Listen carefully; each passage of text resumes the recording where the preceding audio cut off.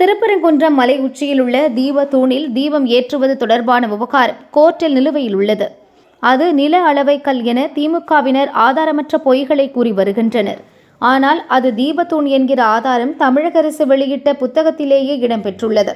1981 தமிழக அரசு தொல்லியல் துறை சார்பில் குன்றத்து கோயில்கள் தலைப்பில் புத்தகம் வெளியிட்டது. அதில் தீபத்தூண் என ஒரு தனி தலைப்பில் சில முக்கிய தகவல்கள் உள்ளன. கோயில் உச்சியில் இருக்கும் தீபத்தூண் நாயக்கர் காலத்தில் கட்டப்பட்டது. தூணிலேயே ஒரு கல்வெட்டும் அதில் சில முக்கிய வார்த்தைகளும் இடம்பெற்றுள்ளன. கல்வெட்டின் மேல் ஆஞ்சநேயர் தன் ஒரு கையை தூக்கி முகத்தை இடது பக்கமாக திருப்பியுள்ளார்.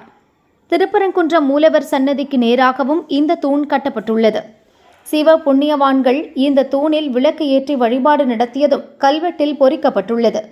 ஒவ்வொரு கார்த்திகைக்கும் மக்கள் இந்த தூணில் விளக்கேற்றி வழிபட்டுள்ளனர் என புத்தகத்தின் ஆசிரியர் தலைமை தொல்லியல் ஆராய்ச்சியாளராக இருந்த போஸ் குறிப்பிட்டுள்ளார்.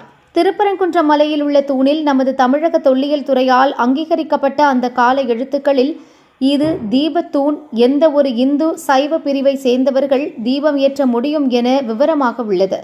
இந்த புத்தகத்தின் நகல் தமிழக அரசின் ஆன்லைன் டிஜிட்டல் லைப்ரரியில் உள்ளது.